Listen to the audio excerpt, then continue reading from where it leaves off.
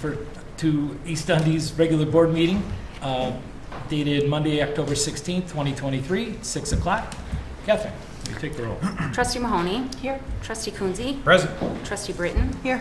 Trustee Saviano. Here. Trustee Schreiber will not be here. Or, on the phone. Trustee Sauter. Here. And President Lineham. Here. And if you'll rise with me for the pledge. I pledge allegiance to the flag of the United States of America and to the republic for which it stands, one nation, under God, indivisible, with liberty and justice for all. Okay, thank you. That'll take us to our public comment section. Is there anyone in the audience who'd like to address the board on either an agenda or a non-agenda item? Excuse me, Mayor, I just wanted to point out, since Trustee Schreiber's on the phone, we just need a motion to excuse him from the meeting. I haven't had that in a while, yes. If we could have a motion to allow Trustee Schreiber to attend tonight's meeting via telephone? So moved. Second. Trustee Mahoney. Yes. Trustee Coonsey. Yes. Trustee Britton. Yes. Trustee Saviano. Yes. Trustee Sauter. Yes. And President Lineham. Yes. Okay. Haven't had that situation in a while. Okay, then that'll take us to our public comment section. Catherine, do we have anybody? Steve Whitecotton from Dundee Township Foundation. Okay, sir. Okay. Hi, my name is Steve Whitecotton, and I'm here representing the Dundee Township Foundation. And this is regarding an item on the consent agenda to terminate the lease with the Dundee Township Foundation / food pantry / clothing closet. And I know that there are some issues with the fire department for this building. And I've talked to Mark and Chris has talked to Mark also. And we believe there's a way to protect both the village and the foundation and the condo association and still have access to the space. As of right now, the fire department is still allowing us to use the 2 rooms at the food pantry, and obviously termination of the lease would stop that. But as far as other violations, I believe many of the items can be taken care of by the foundation, and we can work with the village and the fire department to delay at least the repairs that are needed in the public hallways that are not the responsibility of the foundation, that are the responsibility of the condo. So what I'm hoping is to either pull it off of the consent agenda or table it for the next meeting. Thank you. Thank you. Any questions? Thank you. Catherine, next. Ken Schaefer of Dundee Township. Can I defer until the end of public comments? Or is that, am I the only other person speaking? No. You want to be last? Yes. Oh. Alan Evans, Cardinal Community Food Pantry of West Dundee. Hi. I'm here, similar to Steve's situation with regards to the food pantry. I guess the question that he asked was that if item E on the consent agenda could be pushed back. We were given a couple of days' notice of this meeting to terminate the lease, which is a very short period of time. There are hundreds of people that deal and rely on this in East and West Dundee for the food pantry to serve. And very short notice doesn't give anybody any time to do anything or plan or whatever else. So I guess the question is, can this item be tabled until the next meeting? So we're given more than a couple of days' notice to try to understand what the impact is going to be on the neighborhood, the community, and the people that rely on. I've got 100 signatures here that I've got within a day that get food from the food pantry, rely on it, and what you're doing is going to jeopardize that situation if we're not given time to discuss it collectively to see if we can reach an agreement as to why this is happening out of the blue. And is this something that you can table or make a decision on now? No. No? Nobody wants to do anything? This is the This is public just your comment, so we're not supposed to opportunity to respond to it. just- It's your Well, turn. you'll get to that item and I guess you can discuss it at that time. Right. Thank you. Catherine. Holly McNeil, Dundee Township Foundation. Good evening. I am writing a letter that we received from a recipient of our foundation. To East Dundee board members, I want to share with everyone tonight about how the Dundee Township Foundation has been a truly wonderful resource to D300 families for many years in our community. With over 10 years of working in nonprofit organizations and education throughout Kane and McHenry County, I can say, in my honest opinion and experience, that the clothing closet through Dundee Township Foundation is one of the most easily obtained and often used resource for D300 staff and families in the area. Throughout my years of being employed as a family school liaison in D300, I noticed a high need for clothing items for students and their families. For example, some of these demographics were going through financial hardships after COVID-19. They moved from a different country to seek refuge, and/or a student and their family were living in a shelter due to needing to flee their home. D300 employees know where to go to help when a family is in need of basic items. That is the Dundee Township Foundation. The foundation is an easily accessible resource. It is a perfect example of what a community resource should look like. Looking for resources in a community can be difficult, daunting, and exhausting.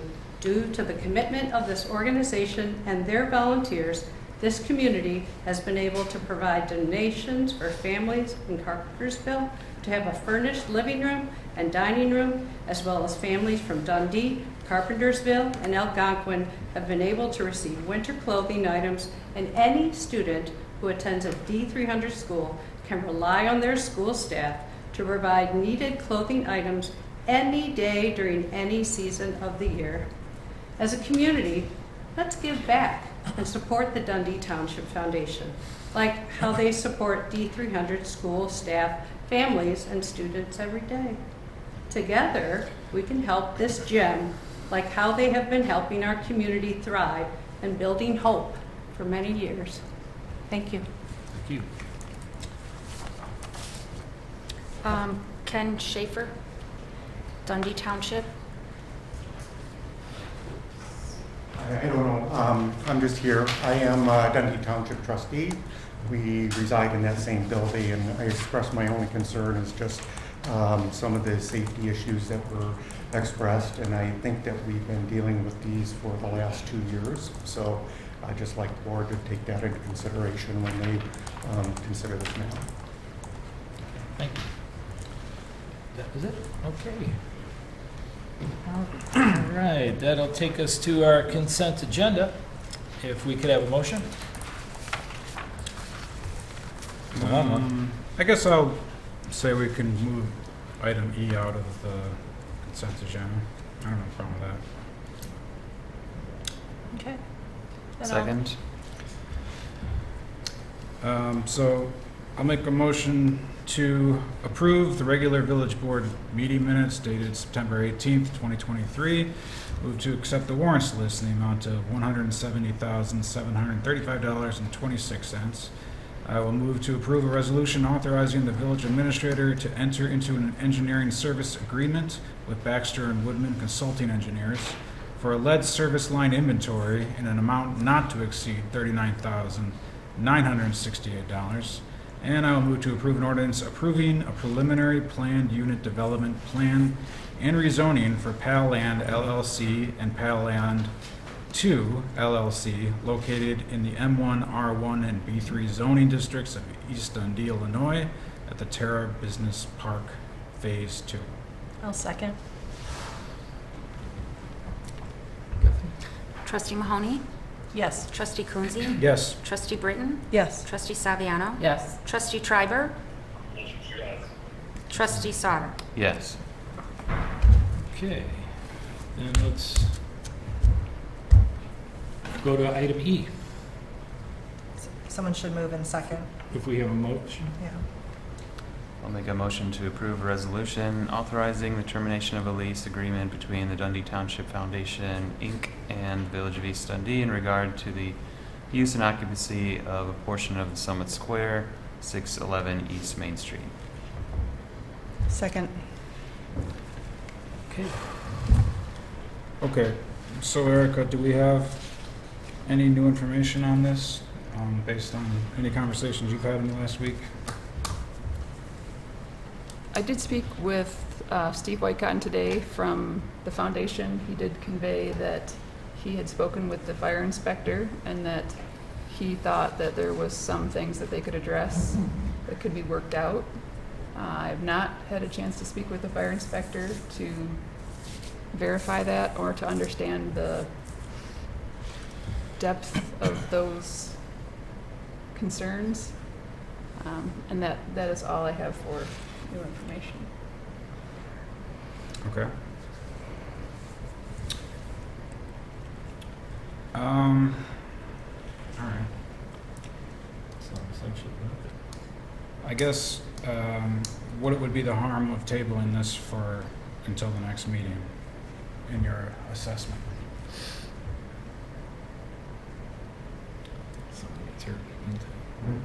So that is an option.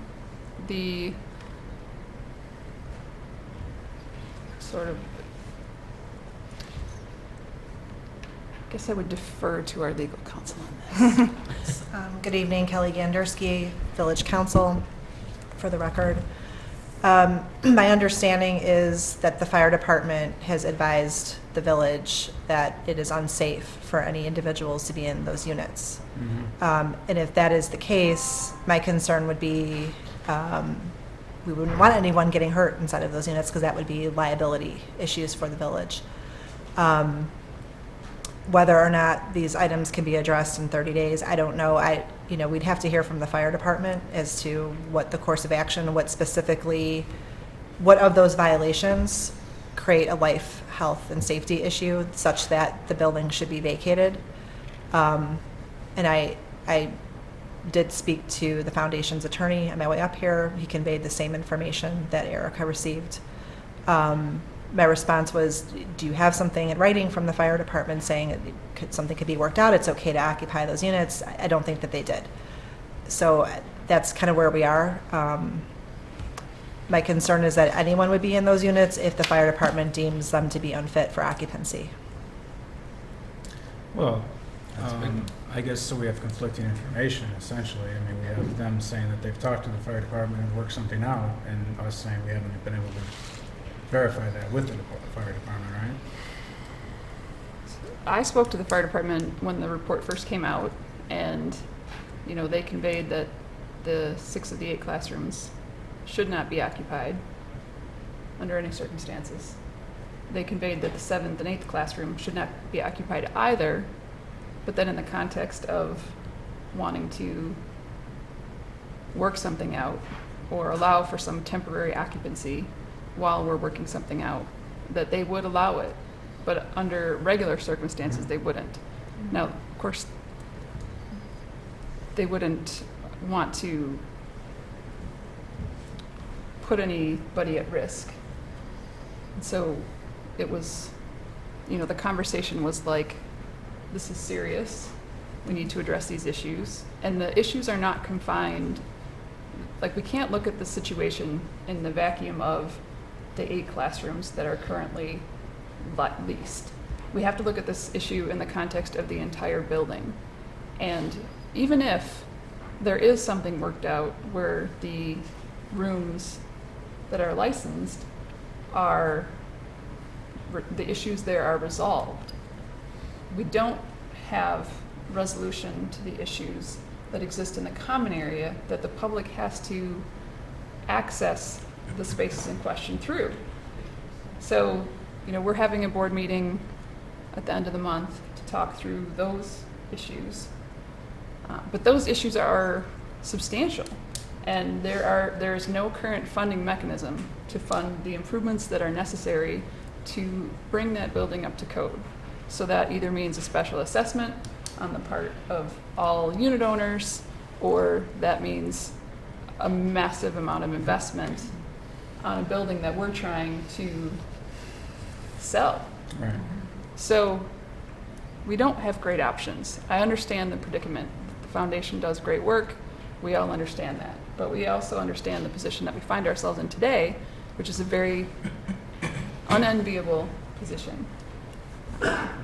If the board wanted to move forward today with ending the license agreement, we could adjust it to 60 days instead of 30 days notice so that they would have another month to find some other partnership to move, to continue their services at another place that was more appropriate and was code compliant.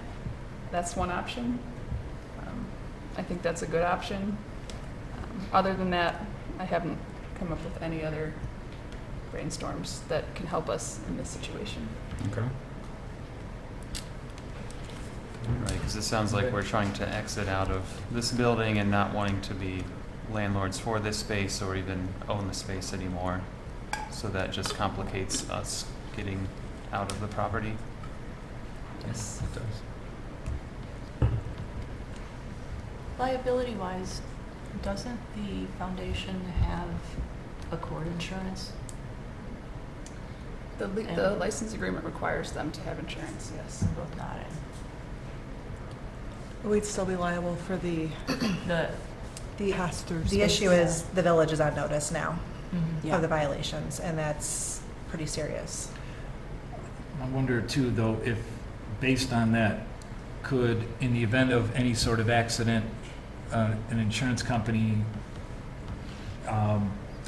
not honor the claim because of that situation? I mean, it won't stop someone from suing the village and bringing them Certainly in. not. So we, until we could get dismissed or tender the claim over to the carrier, and you're certainly correct. If the carrier says we're denying the claim because you knew about this, Right. that could all happen.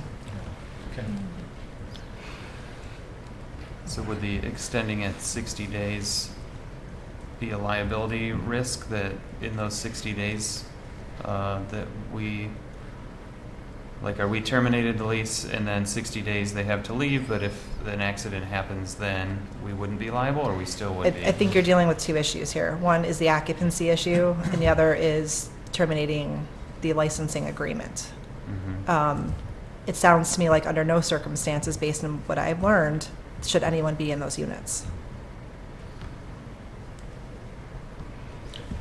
Liability doesn't go away. Yeah. So, are there any other comments, questions? Just feel between a rock and a hard place on that one. Yeah. I Yeah, there's- support what the foundation is doing, but I wish that it was put up to code like we were told. It's not a great situation No. There's certainly no not. good answer. for the village, for the rest of the people in the building, or for the foundation, or the people that the foundation serves. And the cost to getting the common space is absurd, I'm guessing. I took a look at the report, that's just my guess. That's my rough layman's estimate. Well, given that the reserves for the building are non-existent to paltry, Okay, it's a tall order. okay.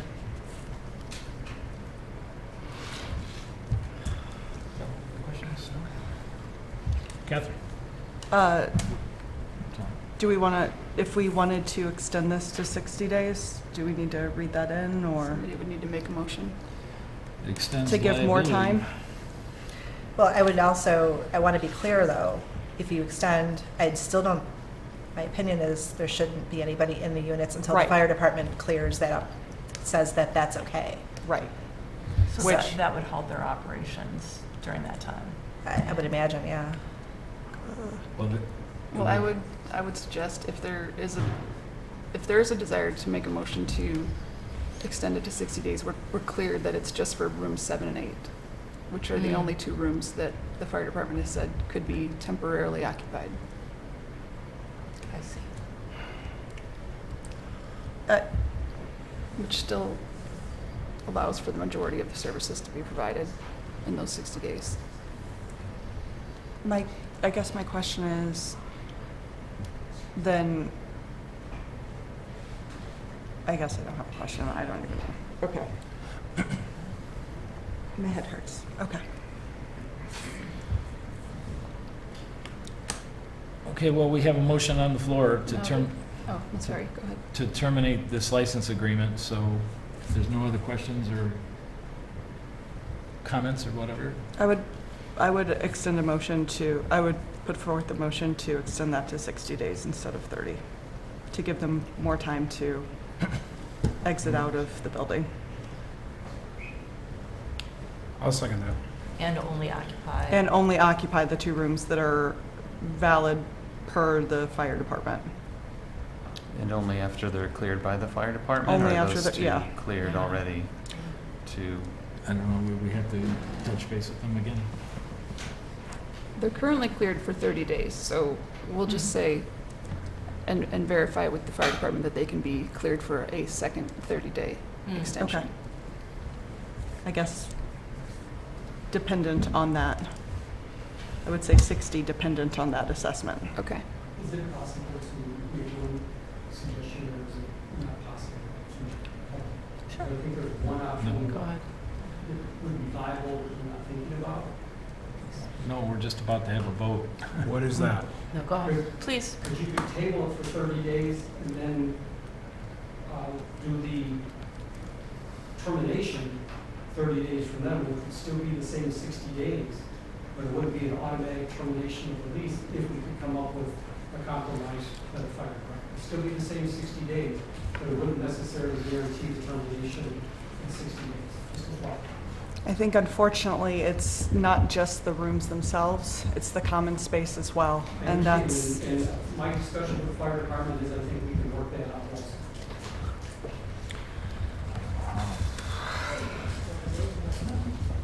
Well, there's a motion and a second. There's a motion and a second to Sarah's motion with the changes that Erica had extended.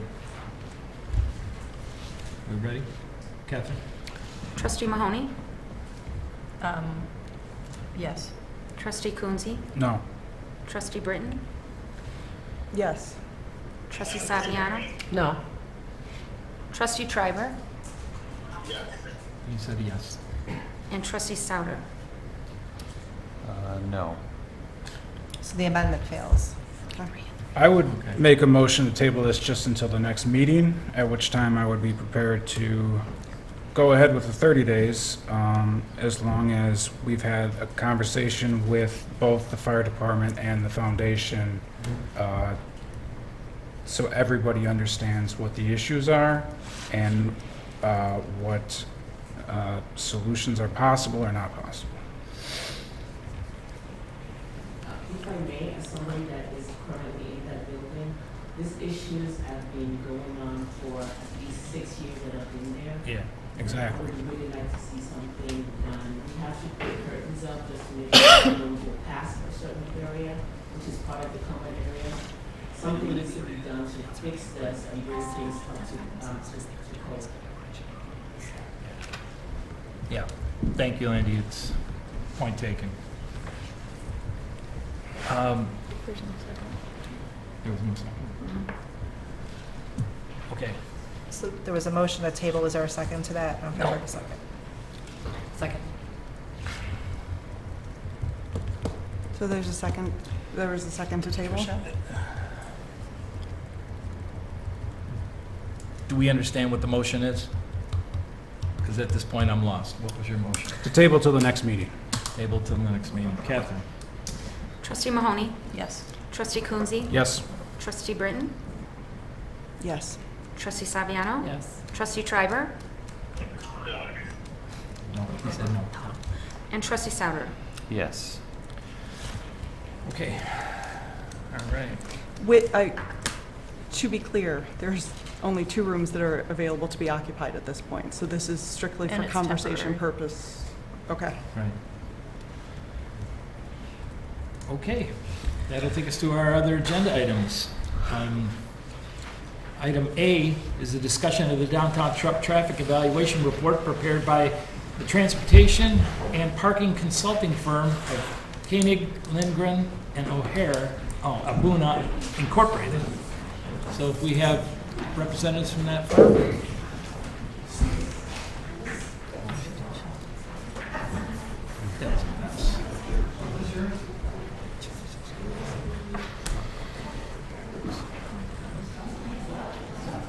have somebody from them or not? I don't think we do.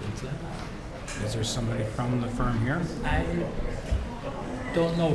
Phil's gonna do the Phil, presentation. oh, you're gonna do it? But Okay, yes, there's there is nobody somebody from from Bill, floor is yours. Good evening. Through the last several years, staff has received, as I've indicated in my memo, a number of concerns about truck traffic in the downtown area, as well as truck traffic and excessive speeds along Water Street, and also truck and vehicle traffic on Bonnie Dundee Road. So we as staff solicited the services of KLOA, who, as indicated also in the memo, they're a transportation and parking planning consulting firm, to collect some traffic count and speed data in these general areas of the village. And they have done that, and also provided to you is the report from KLOA. And as a result, there are several recommendations or suggestions, conclusions in their report. Hang on just a second. Thank you.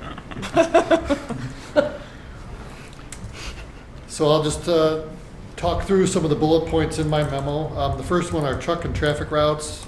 In particular, the conclusion was on Barrington Avenue between Water Street and Route 68 should be designated as a truck route. On Water Street, we've divided Water Street essentially into two sections, north of Barrington and south of Barrington. So north of Barrington would or could also be a truck route, and then south of Barrington would be local deliveries only. So that would not be a designated truck route. It would be essentially what most of our other streets would continue being, that would accept local deliveries, and so on and so forth. Water Street, KLOA evaluated speed limits along Water Street, and they've indicated that the 30 miles per hour speed limit is adequate. They looked at two sections, but essentially we're referring to the entire length of Water Street from our northern corporate limit down to 72. 30 miles an hour is an adequate speed limit for that length. I've also touched on, there has been a suggestion to expand Triangle or Bartles Park to the riverfront, and if that were to come to fruition, and or if there's any type of an on-street bike lane that would ultimately be implemented along Water Street, at any point in the future, we would want to reevaluate the 30 mile an hour speed limit along Water Street as well. So, and then of course the last bullet point is Bonnie Dundee Road. The report indicates that the 25 miles an hour speed limit is adequate, and that the roadway is also not being utilized as a cut through between Route 25 and Wilmette. So, essentially, staff is recommending that we do create a designated truck route, concurring with the KLOA report, and creating a designated truck route on Barrington Avenue. And if you concur with that, we would bring that back to you at a future meeting for formal adoption. I got a question, a couple actually. We have in the past, I want to say 7, maybe 8 years ago, Joe, I think you were involved in doing a traffic study, largely the same thing that KLA was asked to do. And I'm just curious if the results of this study have been compared with studies we've done in the past. My guess is that nothing geography-wise has changed. So, and the needs and the usage of the downtown remains the same. So we went ahead and did again what I'm thinking we've done in the past. But that aside, if making Barrington Avenue a truck route, it means they're going to have to go east, they would have to go up that hill. Currently, they don't do that. I think it's because the effort to get a big rig up that hill is a lot more difficult than going up the grade at 72. It's a more, gradual slope. But that requires them to go through our downtown, which is not good. You cannot take a big rig. I mean, it's very difficult to have the kind of traffic that is currently in the downtown through River Street without causing problems. And regardless, none of the roads in the downtown area are equipped to handle that kind of weight. So it's not going to be long before they're all torn up and we're going to end up replacing these things. So my suggestion would be, yeah, if we go ahead and create Barrington Avenue as a truck route, which from my understanding it already is, then we need to enforce it. So I don't see anyone here from the police department, but we need to start issuing citations in the event that a truck decides to go through the downtown. The roads aren't wide enough, the roads aren't heavy enough to maintain the kind of weight that they're being asked to take on. And so, and even Van Buren for that matter. So if we're going to go ahead and allow this, we need to put some teeth to it and make sure that the restrictions or the guidelines are adhered to. No question. I thought you were asking Joe a question. Was there a question?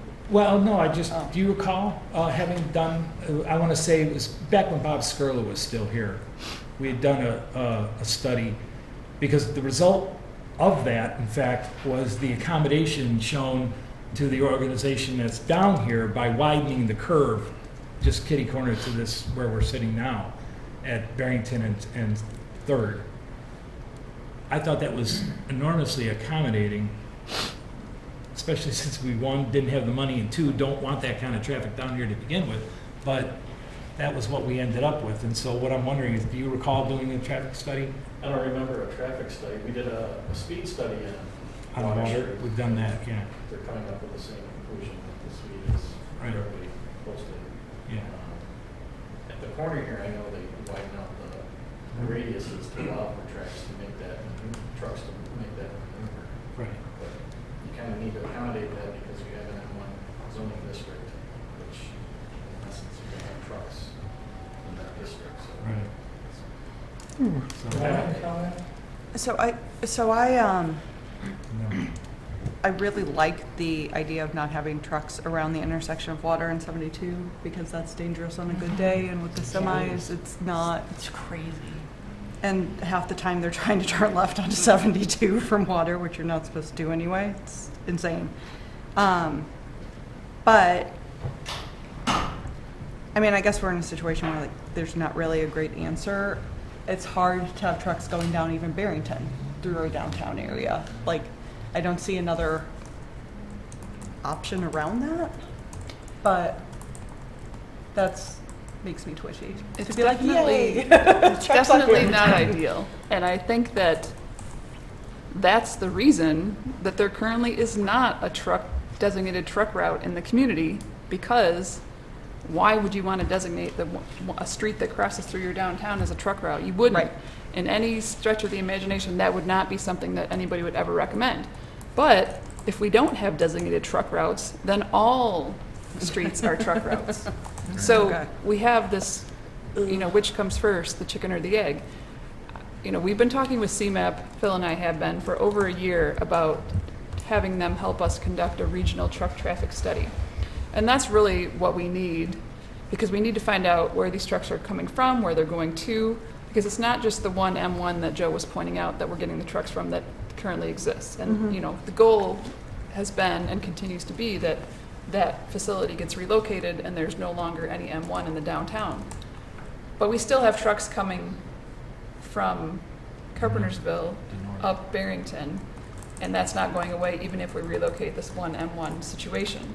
So I think there's an intermediary step, which is create some designated truck routes, do a lot of enforcement to keep all the trucks off of any other non-designated road, and then try to work with the regional approach to figuring out where these trucks are going, why they're coming through the community at all, and then figuring out how we can work with our neighboring jurisdictions to set up a more permanent truck route that does not have the trucks going through the downtown. But that's not a problem we can solve today. What we've presented today is a problem we can solve today, but then we still have the larger problem that we have to solve over the course of the next 3 to 5 years. So this is today's solution, and then we will continue to work on tomorrow's Yes. solution. Okay. Yes, this would only be phase 1. Okay. I'm imagining 7. I will hesitantly accept this as a phase 1 solution because, Well- it's just it's no fun to sit outside in our downtown area and just No. have trucks drive by. No, I So- mean, the only saving grace is that the majority of the truck traffic happens during the daytime, Monday through Friday hours, but that's still not, I mean, there's still truck traffic nights and weekends, it's just not as much. Right. It's still wear and tear on our roads. Right. Yeah. And that kind of thing. I mean, I agree that, because I can see once the whole riverfront Yeah. plan starts getting put in place, that whole area is gonna be more of a recreational Yeah. road. And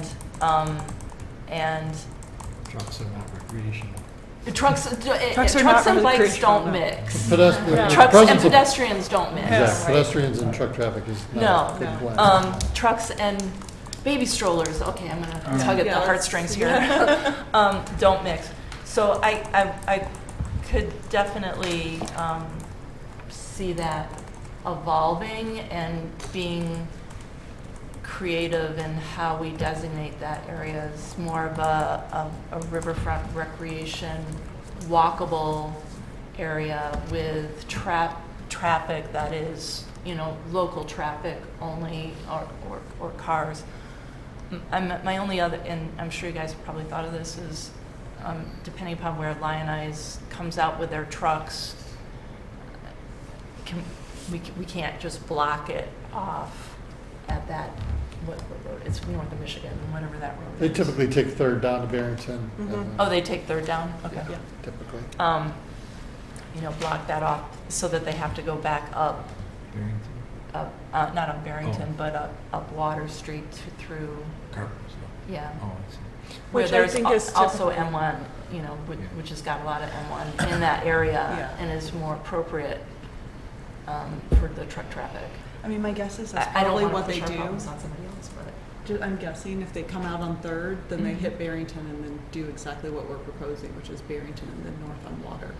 Because the rest of those roads are real small, around like Third and Second and First, or in North, or even smaller than Barrington to Water. Okay. So it's probably like Third down to Barrington, up Water, is probably what they do. Okay. Best guess. Otherwise, they're little baby roads. Yeah. And by limiting trucks, prohibiting trucks essentially on Water Street south of Barrington, that could affect any trucks coming from Carpentersville. They have a number of businesses up there. That may force them to reroute their truck traffic Yeah. up to their main street, crossing the river, and then up to 31. So that Right. may be an accessory If, benefit to our community if that were to happen. Or through Maple to 25, essentially. Yeah. Yes. So Yeah. that's- Yeah. Phil, I'm trying to understand these numbers, and I'm looking specifically at the chart that is directional average daily traffic volume for trucks. And I see that the vast majority, well, Trucks are single unit, just regular trucks? it just says trucks. Okay. And I see twice as many trucks go towards Carpentersville than come from Carpentersville, which is one interesting note. But I also see that when they are coming from Carpentersville, going down Barrington, I guess, I see 49 trucks per day coming down Water Street towards us from Carpentersville. And then going down Barrington, I see 8. And then right after that, I see 35. And I don't understand how we get from 8 to 35 in one block, going in one direction. It's the Bermuda Triangle. Let me invite Brendan May, who's with KLOA, and Oh. Brendan, hi. if you don't mind, he's here to kind of offer a Yeah, aren't they Maybe a response to percentages that in some question. way? Brendan, if you don't mind. Yeah, of course. Just as an introduction, my name is Brendan May. I'm a professional engineer in the state of Illinois and I have my professional traffic operations engineering certification. I've been working with KLOA for over 10 years now. I'm involved in a lot of these municipal type projects. I will answer your question. I was listening to all of your discussion prior, and I do largely agree with most of it. This wasn't really about how do we keep all the trucks out of the downtown. It's how do we confine it to a specific route, as you guys were talking about, until the future where there is a larger regional opportunity to keep any trucks from coming through the downtown. In regard to your numbers, the way we conducted these counts It was using those tube counters, so you lay tubes down in the street and then cars drive over it. What it does is it measures axles rather than any sort of weight or defining a specific truck. So what I've labeled here as all trucks kind of was related to anything with a 3-axle or a 5-axle truck in that manner. Because on the next figure, you'll see that the next one is single unit trucks, and largely that 135, 124 of that is what was classified in the larger 2-axle or 3-axle configuration. So it might not necessarily all be trucks. It could be larger vehicles, vehicles pulling a trailer, landscaping vehicles, Landscaping trailers. stuff like that.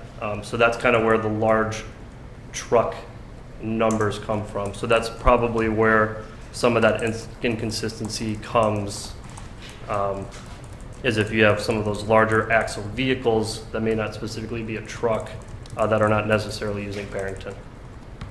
But that number is the number of axles or the number of trucks or the percentage of average daily volume? Like, The number is the raw number of daily two-way vehicles of that axle classification. I guess so is like what on the single unit truck, figure 6, like there's 124 coming down Water Street, but then it's only 17, and there's only 19 going the other way. So I'm trying to figure out, like, what do the numbers mean? Because, like, if both of them, like, the numbers don't add up, like, where the other truck's going. So I'm not sure I understand the numbers on some of these. Yeah, no, and I would agree with you. In reviewing this myself, that one unit, that one count in particular, no matter how many different ways I looked at the data, that one did have the higher number, as you can tell from everything else, which seems more consistent. It could be if a tube got cut or was an abnormal length, it could result in a discrepancy in the axle classification. But from reviewing the data from an axle standpoint, there's 13 different classifications. This is the most representative that data came back. So if there's a higher and a lower number, is it more likely the lower number is inaccurate because it didn't register them all, as opposed to false positives? It would have made I guess in this case, the vehicle larger than it may have been. Because you can see that when we get into the realm of the multi-unit trailers, that's where the data seems more consistent compared to the single unit. Yeah, there's like that 124 is, I think we should toss out as an anomaly because everything else is within some sort of reason, but 124. I mean, the page before too. Is it also possible that railroad and hill could be utilized? That as well. By box trucks or smaller trucks who are going all the way down to Railroad or Hill to Van Buren down. That's very true. Yeah. Not just So a lot box of them are trucks. I cutting mean, out. I know it's important. I Yeah, don't for the want. single units, it's going to be anything with a trailer. It's not going to just be. Single unit is a fixed cab truck. Yeah. Okay. So that's any box truck, Yeah. Okay. something of that size. Okay. UPS, Okay. Yeah. So garbage those trucks, yeah. And all those are of going to be those. delivery type vehicles, I understand that. Correct. The thing I think we need to consider is not just the size of the vehicle, the length of the number of axles, but the weight. And the Yeah. streets that we have right now, the only one that comes close to being able to handle the kind of weight that it would take for a fully laden big rig is Van Buren at 73,000 plus. Well, we got 80,000 pounds, even Van Buren's going to get torn up. Joe, you probably remember about, 30 years or so ago, we replaced Van Buren. We got a big chunk of money from the federal government that allowed us, because it was a main artery, it paid for roughly half of it. But at 30 or 35 years ago, I think it was like $1.2 million to resurface Van Buren. We're looking at $3 million now, easy, if not more. So where's that money going to come from? We have to understand it. So if we're going to, create this route, it has to be adhered to. But even Van Buren is not going to hold up over time. So, Well, the intersection of Van Buren is almost as bad as the one at Walter. Yeah. Probably worse. Yeah, I mean, it's The already. only been thing it chewed has up. going for it is it's signalized. That's very true. Yeah, and I don't know if Barrington from like Van Buren all the way to Water is necessarily rated the same as the hill itself. I didn't think so. So as they're continuing west, it's doing a lot of damage to the roads there. So we gotta think about that, guys. It's gonna do some damage. It already is. Well, we have to have a truck route, or else they're going to No, I go wherever realize, they and want. for so. delivery purposes, you're gonna have that, but the delivery aspect of it or use for it, even with a larger truck, is not going to be as often traveled as the trucking operation that we have currently in the downtown. There's 25 or 30 big rigs going twice a day through there, and most of them are laden or fully, and it's taking a toll. Take a look at the roads. Yeah, I They're already know, getting chopped up. but I feel like a lot of these numbers are showing that the majority of the truck traffic is actually going to Carpentersville. It's not staying in town.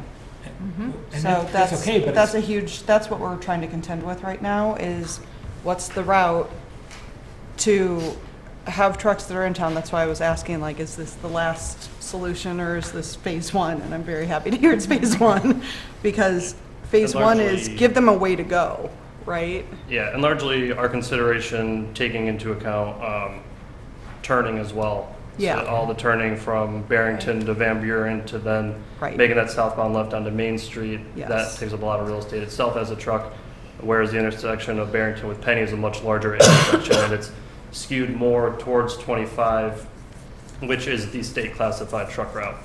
So the idea, even relaying into the Carpentersville truck discussion, if a lot of these trucks are coming down Water to then turn right on 72 to go to 31, now you're making it where they have to go all the way to 25 before they even consider going back west. So we're trying to make it a regional. Or if yeah. they're starting in Carpentersville, they could just go up the hill right onto 31 instead of coming through.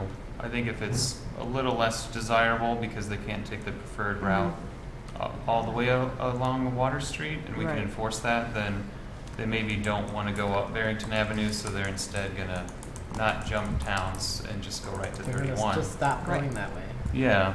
hopefully.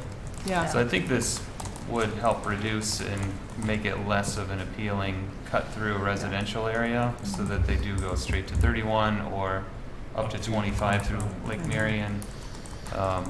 But is there a way, we're saying local traffic only on Water Street south of Barrington. How do we define local? Can we say local as in downtown, not local a few blocks up into Carpentersville? Because I think they would say, I'm local, I'm just going right up to Carpentersville. I'm not sure legally how you can define for your truck route what is local only. So if we have a designated truck route in the community, that's the only route that the trucks can travel on. Unless they're making a delivery, then they can exit the designated truck route only at the nearest point to their delivery. So they couldn't say, oh, I have a delivery 3 blocks away, I'm just going to take this way because I want to. They can only exit the designated truck route at the nearest point to their delivery. And then get back to it again to leave? Yes. They can't cut through it right after a drop-off? Right. So it does give the municipality a lot of enforcement ability to keep trucks on those routes and off of local roads for 90% of what I think we're seeing. I mean, I've seen 18-wheelers go down 3rd Street past the police station and try to make that left onto Railroad and also, or onto Hill. Yeah. It's unbelievable. Yeah. And it's very difficult. It's a tight turn. You really can't do it. You really can't They do it. they do it, They but try. you really can't. Yeah. I mean, it's a tight turn from Water Street to Barrington Street, going, south from Carpentersville, and you turn left on Right. Barrington. That's, I mean, there's a lot of times there's people parking on the street, and that just makes it more narrow. I mean, Right. Yeah. it's not ideal. I don't. And it's also, I mean, it's incredible that the highest traffic volume on this map is the stretch from Barrington to 72 on Water Street. Which is, yeah. I live on Yeah. I followed 18-wheelers several times. They don't go all the way to 72. They go to Jackson, Yeah. turn left, okay? And get They out Go of- up there, turn right, and go at the light. That's where a lot of Yeah, them go. right. And those roads, like I say, those, and not even Water Street, I don't know what Water Street is rated at, but I doubt seriously it's rated at 80,000 pounds. So the only, like I say, the only road that I know that is It is. rated even close is Barrington Avenue. Going up Barrington Avenue, that's gonna be a trip with a big rig, I get it, but who's They gonna do pay it for the quite roads? often, You got- apparently, you gotta keep in because it's on mind, this map as trucks have 1,000 a day. multiple or- axles, so you're only designing for the weight of that axle. So It's a large vehicle overall, but it's spread over different axles. So Oh. you're only designing this per axle. So a 100,000-pound truck with 4 axles is 2,500 or whatever. Math. Matt's on. Math. Got it. Yeah. That's good to know. Thanks. The hope is that this reduces traffic, not that we define a truck route and now we get more trucks. It's that there's Right, less in just the end. reroutes it. Yeah. Are you proposing we don't have anything so that we do just spread trucks across more streets as we are now, or? No, no, not at all. We need to have an established trucking route that dictates where the trucks need to follow, and if they deviate from it, we need to object. Enforce. Yeah, so. Yes. And I think Father Administrator Shirley indicated, this will be essentially phase one of Several. more phases to Yeah. come as it relates to designated truck routes and truck traffic in and around the downtown area. It's another best of bad situations. Yes. So is the plan then to make this a truck route and then do this study again after that? We might just notice. Duplicate this study? Well, I'm just saying, how are we going to know what effect making that a truck route actually has if we don't do the study again, I guess? Well, we could observe. It's all, But I mean. Well, we could have observed to do this, but we chose. but if to it's, do if the it's, a And enforcement too. yeah. You can let us know, let us know. We have our- I do think that, I do feel like, I think Erica said this, is a good chunk of like the next step is working with the surrounding communities to actually come up with an overall plan. Yeah. Because if a lot of the traffic is heading to manufacturing districts that aren't in our town, Right. then is there a way to route traffic and actually not have it Right. in our town? So But when we have to work with we can't just be like, nope, can't be here. Yeah. No, I get that. When we designate this as a truck route, then does that get sent to whatever app truckers use for their navigation? I don't know if they use Google Maps or not, but is that then sent to whatever service that would be? GIS or whatever. Or a no truck whatever that sign the on the appropriate. roads. So where- we would do both. We would do signage that said, trucks prohibited on certain streets that we want to make sure that they don't go down. But it would be implied, based on the truck route, that most of the roads would not be accessible. But the ones that we really want to target, we would do signage. But also, there are routing apps that trucks use that have these rules and regulations in them. So yes, we would work with those app makers to make sure that our truck Okay. route was uploaded into Good. the app. Awesome. So we did meet with the village of Carpentersville last year to discuss truck traffic between the two communities. Oh, yeah? And we would certainly keep them informed of any designated truck Yeah. routes that we implement here. We would Yeah. communicate that with them. Yeah, I'm excited for phase 2 to 7, I guess. I have a few quick questions. Sure. You know what I'm gonna ask about, right, Phil? Bonnie Dundee, while you had the traffic counters out, I had found one of the traffic counters completely off the road. And so that was, go back to zero and start counting again, or? So that had happened after we had collected our 3 days. Oh, of it data. did, okay. Yeah. Okay, cool. Yeah, so we got the data that we were looking for. Okay. Phil alerted us to that, and we went out there and Okay. made sure that we had all our data before Okay, picking cool. it up, yeah. And then I see you have this beautiful colored map with designating minor arterial, major collector. And Bonnie Dundee's white, it's not one of those colors. How would that road be defined? Sorry, so that was, it's a local. It's a local? Yeah, Okay. it was hard to see in the call out, so Okay. I had it be Yeah. highlighted as a non. Got it. Just an aerial route, yeah. Got it. And then, years have passed since I've started harping on this gently and persistently. And I can tell you that probably about 30 to 40 cars that would normally travel, cut through on Bonnie Dundee no longer do because Sears campus is closed now. So there's that.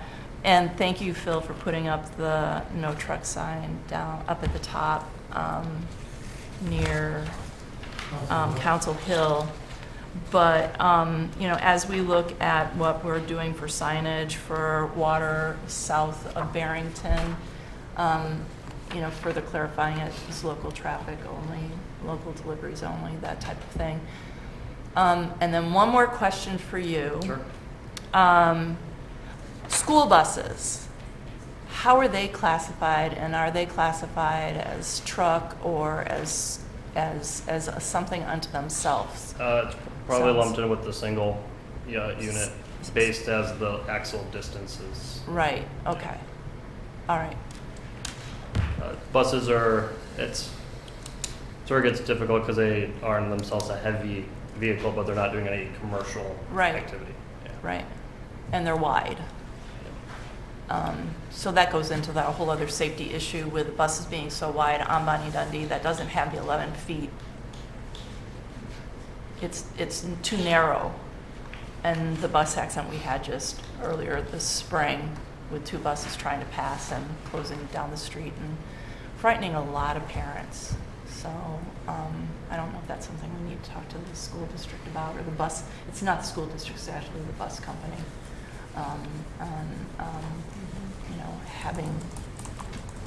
Limiting that usage unless it's picking up kids within that area.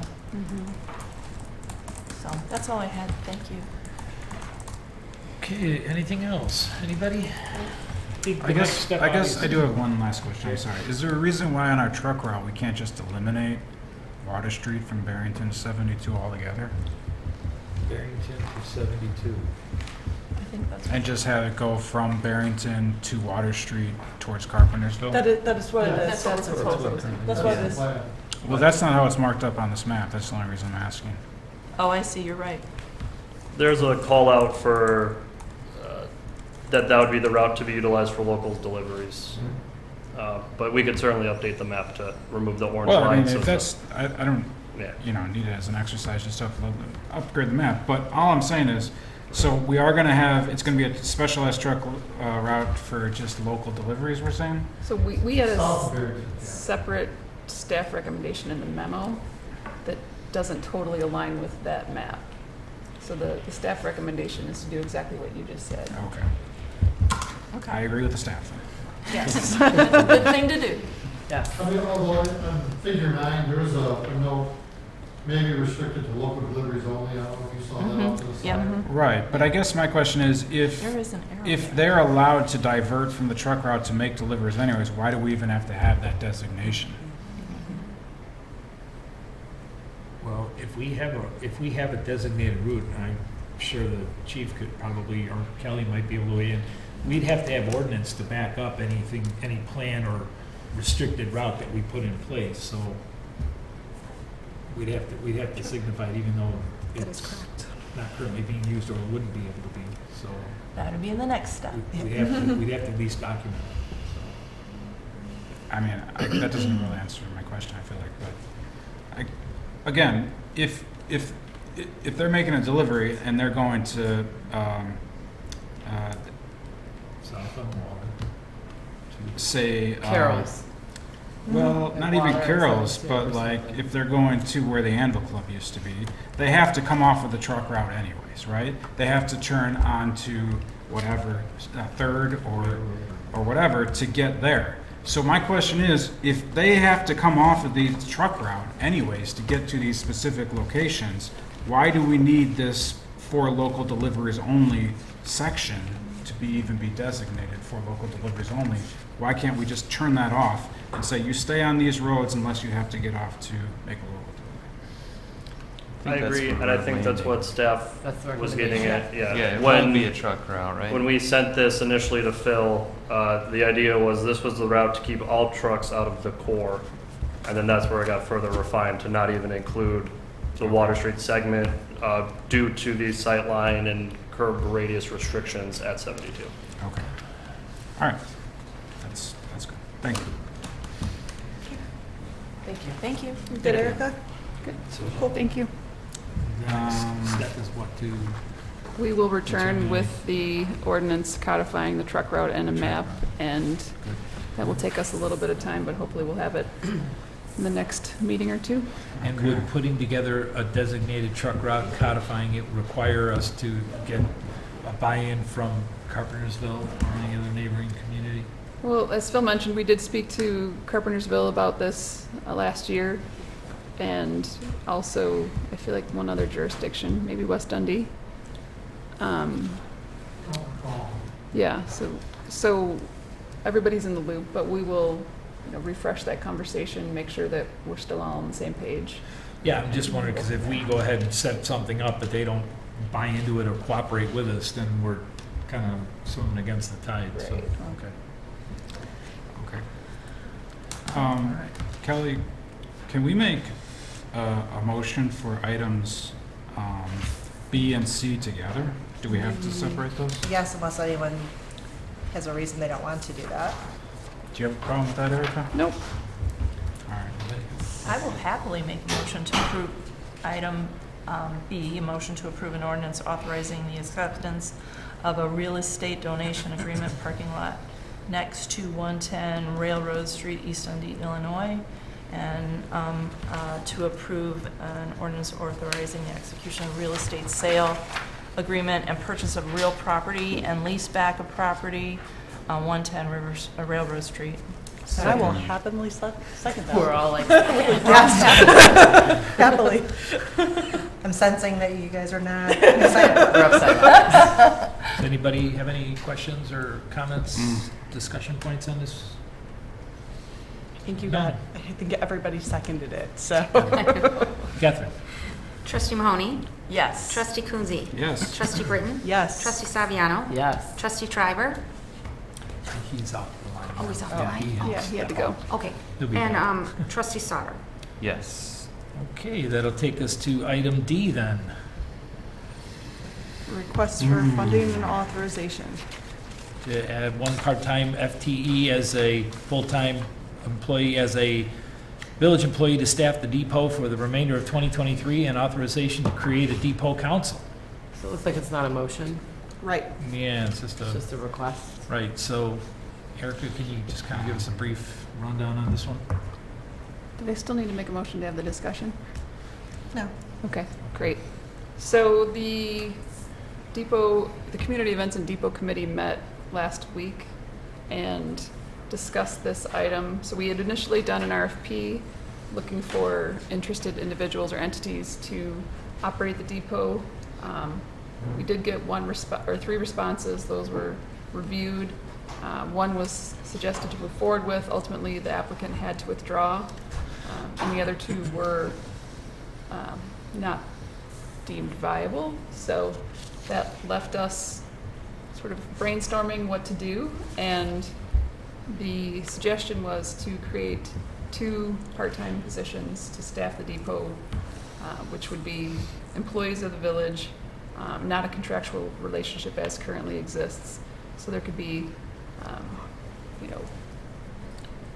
potentially having these individuals operate the current depot market and having that be the sort of become one of the village events as a village sponsored event versus an entity that in the previously had operated the Independent. Yeah, Yes. run by Yes. the depot. So we've put this proposal together. It seems like the Depot Community Events and Depot Committee endorsed it, and now it is in front of the full board for consideration. Just additionally, something that's in here as well that we talked about at the meeting is the possible creation of a council, kind of like what we have for the Arts Council, to, I don't want to say oversee, but kind of plan for some of the depot events so that it is less onerous on staff to do so and to kind of regulate that. There's a council in place that would be part of and report up to the board. That was in there too. That's just in the memo. And I could see with the success that the Arts Council has had, you know, have it structured not too dissimilar to that, where there's a couple of trustees that are involved, and then other people from the village that are interested, have a passion either for welcoming people to the village and or creating new events, easier, like lower key events. That could be something that would be open daily and bringing some new, fresh ideas and insight into it, managing and being able to manage the expectations of some enthusiasm too. You and Eric and I were talking earlier that, you know, it's been kind of a winding road to get here, but I think actually in the end this is probably going to be one of the best solutions, a better solution than what we might have had in the past. I agree. So. All right, well, then we can start, you know, polling the audience, if you will, about interest in. Similar to the City. application for volunteer for the Yeah. council. Yeah. Yeah. That'd be great. Just put it out on the website. Yeah, it's more democratic and a lot of ideas, not Yep. just Yeah. one person who has to Yeah. decide everything. Yep. Yeah, would there be a trustee or two like the Arts Council? Essentially, if we want to have that, along with, you know, 3 or so. You can be a liaison, and that way you can Yeah. take. I know you've got a you've got staff liaison for the Arts Council as well, but that way it can be kind of shared, and you can pull the best talents and skill sets. In addition, I also think, you know, we've got a loyal base of vendors, market vendors. Some of them live in East Dundee, West Dundee. Some of them come as far, you know, from way far away from, you know, Using a trail. quite a bit away, and they're still loyal to the market. So I'd like to entertain the idea that that the pool of applicants could also come from existing vendors that have been loyal to the market. I think they're going to bring a different point of view. Just as the Arts Council, we had applicants that lived or worked in East Dundee because we feel they still have a vested interest working in our town. Yeah. So Yeah. I think that would be similar. Okay, anything else? Anybody? No? Okay, then we'll move on to our next discussion item, which is a discussion and direction on the removal or extension of the refuse sunset clause approved on April 16, 2018 in Ordinance 18-06, which amended Chapter 50 of the Code of Ordinances. This is something that we've had to visit a number of times for garbage removal. At one time, it was done through the Mayor, can I Was just it- back up for 1 second? On the full-time position, is it the intent that we add that in now? I had a question about that because, thank you for bringing that up. Because it says one part-time FTE, which I interpret FTE as full-time employee. Yes. Or does it mean something different? So the specification is for the one FTE is for the remainder of 2023. So we would add the second FTE as part of the 2024 budget. But is FTE full-time? Yes, but it's a part-time FTE. Is a part-time, full-time employee? So it's budgeted as a 0.5 FTE. Okay. Okay, thank you. So when so if this, and I don't expect it will, if this part-time FTE from now until the remainder of the year exceeds any of our budgeted line items, then we'll come back with a budget amendment. So I don't think there's anything necessary at this point in time to vote on. Okay, sorry, didn't mean to interrupt. No, Not a just problem, wanted to thank make you. sure. Thank you. So Okay. to the sunset clause. Yeah, so a discussion on the sunset clause. At one time, you know, we paid for the garbage through the home rule sales tax, and a number of years ago, we pulled that, put that back on the residents due to budget restraints and constraints. And we have since visited it a number of times to Every year. talk about removing it, if you will, or taking that back on, which I'm all in favor of, but we of course need to make sure that we have a way to come up with money, either that or a new revenue source, or cut the budget. Currently, what is it? Brand is somewhere around $375,000 a year for Flood Brothers service. So it says 200. 270. It's 270. 270. It's right in That's a lot less the, right in than the packet. Here. 375. Okay, which still is a considerable amount of money. So we'd have to either, at this point, cut the budget somewhere by $275,000, or come up with an alternative revenue source to pay for it. So, or continue it in the manner in which it is. So, Yeah, I guess Discussion. from my perspective, I just don't want to keep punting this. We deal with it every single year. The boards before us were dealing with it every single year, and it just, I don't want to keep dealing with it every single year. I think that we need to kind of talk about it and either make it, again, what are the hard decisions we get to make tonight, and can we do the next meeting not as everything is a hard decision? well, it is a hard decision when we Well, have to come up with additional funding. Right, so- this is the problem. Yeah, so my position is that, we've, going back and forth is not a good solution. No. And we have been in this place where we are like all of the other municipalities around us that charge pass the charges through to their residents. And we've been doing that for what, 5 years, I believe now? 5 years now. I think the habit's baked in, and I would rather put that $270,000 towards a police pension, and not have Lead to. service lines. And lead service lines And all the other and good some of stuff the we other get to stuff do. that, is hanging over us. And so I would just say, let it sunset and let's not revisit it. Well, if sunsetting We it, can't let it means- sunset. sunsetting means That's removing what's it. been happening, is Right. we keep Yeah. sunset, we keep Oh, right. extending the sunset. Don't What we need extend to the do is sunset. codify that this is going to be no longer a surcharge, but just is going to be the garbage fee. I mean, We do it stuff was for. presented to the village residents as a temporary surcharge when it first came on the books. Right. Which is, before anybody on this board except for Jeff, so I don't expect everybody to realize that. But it was presented as temporary. If it's not temporary, then we should rename it, I think.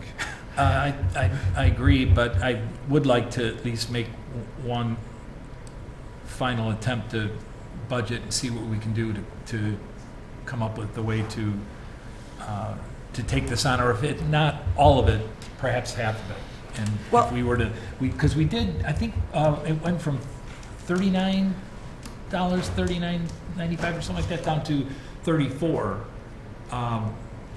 apart from senior discount. And so perhaps we can find a way, if we can't remove it all, we might be able to work out a way to remove half of it, which would be a step in the right direction, so. Well, I guess I just don't want the way that we remove half of it to be to tax our residents in a different way. No. Like, Right. that's- I don't want that to be there, because that's just shuffling the responsibility, or the burden. I don't want, there's no point in that. So, but if we can tighten the belt a little bit in one other area, who knows, a little bit of creative budgeting, we might be able to get something done here. I mean, So we it's- are already helping with the police pension fund, because what we do pull in from residents does not cover what we need to contribute annually to the police pension fund. So that comes out of the general fund, which is where this money Would come out of. also comes out of. Right. So I feel like any tightening we do is just going to, again, affect police pension fund. I don't want to keep punting this. I just don't want to keep punting it. I also don't like, though, that it was told to residents that it was temporary. Oh, I don't and either, then, but- so now it's like, if you don't have your word, what do you have? So if going back on it and saying, no, sorry, we're gonna make this a permanent charge, Well, the like, I problem don't is like that either. That's That's there's- the there's conflict, no right? good It situation. is the So conflict. here, That's the conflict. so here, I'm we're- just throwing that out Oh, there. yeah. Yeah. But it's, okay, well, we're making this thing permanent, or we're removing this, but instead, you get to pay some other way. Well, yeah, I mean, Like, that's the thing. No, I get that, but I just need to say that out loud, Yeah. on record. Yeah. Yeah, no, it's. As long as I'm your village administrator, I'll never present anything to you as temporary. Thank you. There you go. This And that's what it board is. It's the appreciates wording. that. I don't think, promise something to future, like, you're Yeah. shooting yourself in the foot. Yeah. It's like, thank you, as Spin the, it out. as the future board, thanks. Yeah, That's- exactly. Well, that's really a good way to look at it. It's what future boards are going to have to face, and that's the decisions we make today are going to affect tomorrow. So that's why we're here. So I want to take a stab at this one more time, just on my own. I'll work with Brandis and Erica to see if we can figure out a way to squeeze a little bit more blood out of the turnip and then reduce the burden. And I do want to make sure we are considering all of the very large-scale projects that are going to be coming to the village in the next 6 months to a year when we do that. absolutely, I do not want, yeah, I just don't want there to suddenly, like, we do this, and then suddenly, okay, gotta- thanks, yeah. pay it a different way. And set a Like, date to that's- say if we can't figure it out by the time the budget comes in, then we Yes. stop pretending Yes. that we'll figure it out probably Right. in the Yes. next year, but not really. Yeah. So Okay. roll That- it into I the like budget that. conversation. Yeah. Roll it in, yeah. No more kicking the can down. the road. Yeah, Yeah. let's not, yeah. I would prefer we actually do this for our residents, but I'm not kicking the can again next year. I agree. Noted. Okay, well, that's where we'll approach it from that perspective then. Cool. Anything else? No? Okay, and then our final discussion item is direction regarding the downtown parking minimum regulations. Scott, you had asked for this one in lieu of a request from Trish. I asked for it. Yeah, and so,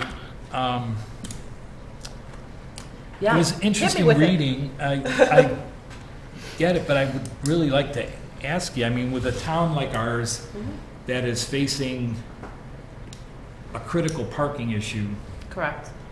it would seem as though this sort of direction would be counterintuitive Well, I think at that- best. I think And that- so, It's about the fairness of it. Yeah, exactly. Like, we have this parking issue despite the fact that we have these parking minimums on the books now, which seems to only lead to selective enforcement of, well, we were gonna go after this business because they don't have a parking agreement, but everybody else in the downtown is fine.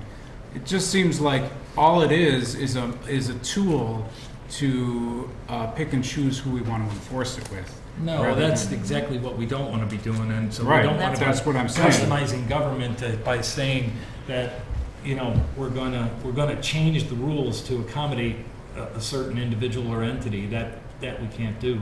But That's not what we're suggesting. no, well, What I'm saying is, Selective enforcement is what it Is sounds what like. we're questioning. that's what we're talking about. right. But I mean, we've got limited. I mean, geographically, we're limited to what, at least in the downtown area, what the parking will provide. So in the event that another business were to come in, and if it were brand new to be built today, would require a certain amount of parking. Well, if the parking isn't there, you know, then obviously there are some constraints and some elbow grease, I guess, that would have to be applied to it. But the idea of eliminating parking in general, or requirements in general, I think is dangerous simply because, or it could be, you know, troublesome down the road, simply because based on the information that was provided, it leaned on a technological approach of supply and demand. And I thought to myself, well, that's valid, I guess. The only problem is that if your demand is A and tomorrow it's B, but you've already set a standard or a new regulation, you may not down the road have something to accommodate the new change. And so what you're doing is you're constantly chasing a moving target. I feel So- like that was like so ambiguous. I don't know what that means, but you could- the point I'll make again Yeah. is that we have parking minimums now. We do. Right. And yet we have this parking crisis in our downtown. Yeah. So apparently the parking minimums aren't doing They're not what they're working. designed to do anyways. I don't know if that, okay. So I will make a suggestion. I'm just saying, So right? any modifications to the zoning code need to go to planning and zoning. Mhm.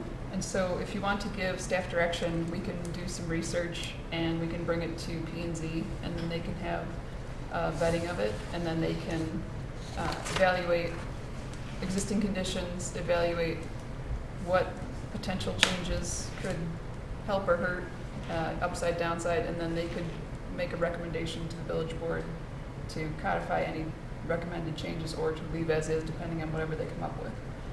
So I think, Fair enough. from what I've gathered from the conversation, we want to look, and just for clarification, businesses in the downtown core, and Chris can jump in if I state this incorrectly, are mostly B1, and B1 is exempt from the minimum parking requirements. The business that we're alluding to right now is not in B1, it's B2, and so it is subject to those minimum parking requirements. And so one of the things that P&Z may look at is that still functional and relevant to today, or is it something that may need adjustment? To either include B2 in B1 as it relates to parking requirements, to move one up, to move one down, or to make them both the same. All of those possibilities exist. So I would start with that. We can do some research on that. We could submit that to P&Z. They could request further information from there if the conversation takes them to a different place, or they could just make a recommendation based on that. But I would think we could possibly get this on for December P&Z. I don't think we could get it done for November, just given the time. Can I ask a question with all of this?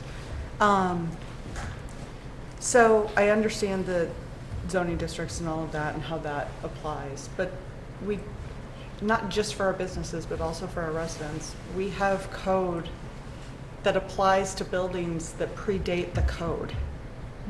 And that's really hard to enforce, right? Like, my house doesn't meet the zoning requirements for the sidewalk because my house was built before the sidewalk got put in. Right, So, so like, and that's those instances are called Legal non-conforming. Legal non-conforming, yes, I had it and I Yes. lost it. So there are considerations right. for legal non-conforming. The instance that we're referring to right now is not one of those. Okay. If it were, it would be a different situation. Okay, because that's the only thing I want to, like, new construction is, to me, a little bit different. Adding capacity and not taking parking into consideration, that's a little bit different. But then having a business or a location that's boxed in, that you can't do anything with, you can't magically put parking somewhere in this town, right? The building predates the guidelines. The building has existed for however long, or buildings, or I'm just looking at our entire downtown area, like it predates anything. And so if nothing has changed about the building, if nothing has increased capacity, if they're not doing anything, for these issues to suddenly kind of pop seems a little crazy. So that's my only concern. Understood. And I look at the fact that we just did a great move towards getting our parking garage, but also we're doing great moves towards being a walking town. So by requiring minimum parking, we're saying, oh, cars. Wait, no, but aren't we a walking town too? Yeah. So that's where I feel like there's contradiction. So There is. yeah. And you know, that's another point, you know, we can incentivize, like, preferably when we have all these people coming to our downtown on a Friday and Saturday night, we would prefer that the vast majority of them use like a rideshare service rather than drive here, drink, and then drive home after drinking. So we can incentivize people to do that by charging for downtown parking. I know Rich mentioned doing that with the parking lot. That's one way of doing it. Other ways, maybe on a Friday and Saturday night, you charge for the street parking. And then people have to say, well, I either have to pay for a ride share or I have to pay for parking downtown. So right now, we're subsidizing the cars and saying, you can park here for free. So that means everybody's going to want to drive rather than use the ride share. So that's, another thing to think about is we could think about adding fees to parking downtown. Well, that subsidy though, and it's important, and it's a valid point that you make, but too, you have to balance out the need for the availability of parking to support the businesses. Those businesses are what we rely on for our bread and butter. Those sales taxes are what we live on. Right. So in order to be able to make sure that that income stream is going to be maintained, we have to be able to support those businesses and provide parking to do it. So, while, yeah, your point to metered parking is one thing, there is a downside to it, and so we need to consider that. Hey, The maybe that downside could is take the that $270 maybe they'll for go the ahead and garbage. find another town to go to, is my point. So we just have to consider all aspects of any decision that we make. So. That's why we made this great sale today, or we purchased this real estate. Stuff. Take that as a win. It's good.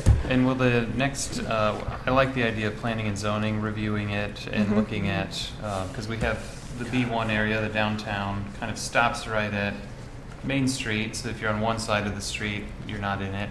But we're talking about maybe continuing the downtown with this riverfront development so that it goes all the way down the riverfront. So I'd like that to be considered as well. I know we don't have the results to that study yet, but there's going to be a workshop coming up very soon. But if that is part of it, that we're continuing the downtown, how does that affect the plan for downtown being extended into that area? And would that need to be reviewed at the same time as this? It also ties nicely into the comprehensive plan update that Yes. we're going to start. Yes. Awesome. Good. Yay. Very good. Thank you. Okay. If there's no other questions, comments, we'll go to reports. Kathleen, would you like to start us out? Usually go last, Jeff. She's not ready. Congratulations, you did. Yeah. Actually, I wanted to congratulate Rosie O'Hare's. They ended up winning their Customer Service Award for the Northern Kane County Chamber of Commerce Awards dinner for 2023. So congratulations to them. And I'm looking forward to working with what's going on with the depot. So that's all I had. Sarah. Congratulations to Chief on his retirement. He is not here tonight, so I'm just going to say that out loud to his ghost, who is not present. And Halloween's coming up. Be safe out there, all the little Halloweenies. Cool. Kelly. Just want to say thanks to everybody on staff that helped get 110. Long time coming. Absolutely. Great. Chris. No report. Okay, Joe. Brandis. We are wrapping up the audit and hoping by December we'll have a meeting to report findings. I sent out an email to the board asking if you have any new budget requests that you submit them. If you can submit them this week, that would be great, since we can try to wrap everything up for our budget workshop the first weekend in November. And I think that's it. Okay. Phil. No. Andy. No reports. Trish. So at the Chamber Awards dinner with Kathleen, I had the honor of presenting Mary Kay Harvey, our East Dundee Volunteer of the Year, with her award, which was absolutely amazing. And where's our plaque that has all of the names on it? Is that going to be put up somewhere again? Because it was over somewhere in here. I thought it was in the Village Hall. I think it's at the depot. Bill, is that It's right? at- Is it hanging there at the depot? The depot. Is there a spotlight on it? I'm just kidding. Erica, the one we have is like when it ran out of room. We use our empty Oh, good. places where they'll just add names. Good. Because I want to be able to be like, look, you're on it now. It's So, at the yeah, depot. I hope that's the next step. But anyway, yeah, She no, does it a was lot of just an great honor. good for the village. Do you want to highlight any of that? What? Do you want to highlight? Mary Kay Harvey, so she's not only like on the East Dundee Arts Council and played a big role in helping with all the chalk art you've seen around the depot, but also helping with guidance for our first mural. She also has been on the parade committee and on the board for the McNamee Foundation, which has raised over $100,000 for our local nonprofits with our St. Patrick's Day Parade. And also Shamrocks for Charity, she was a big part of that. And so when you've seen all the businesses around with the buttons on it, with their logos around St. Patrick's Day time, she personally made them all and put their logos on them and submitted them to businesses so that they can sell them for Fish Food Pantry and Friends of the Fox. So, I mean, just a heart of service. She's amazing and so deserving. Social updates for. Oh, she does all the Arts social Council. media for Arts Bring Council. awareness to all the projects. I mean, we could stand here for like an hour and a Do half. videos. She's so great, yeah. So it was an honor to present it to her. So, that's all I have. Scott? No report. Erica? Just one quick announcement that the anticipated renovation of the depot bathrooms has been postponed until after the first of the year. The quotes came in a little high, so we're going to have to budget some more money, but we still hope to do that before spring. Okay.